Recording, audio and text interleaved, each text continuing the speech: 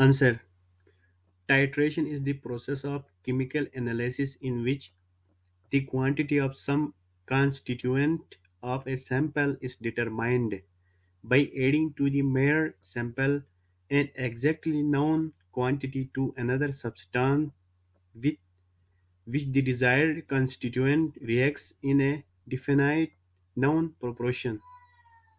Purpose of acid and base titration.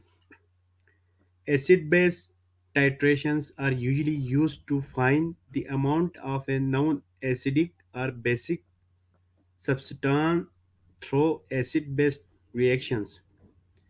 The analyte is the solution with a unknown molarity.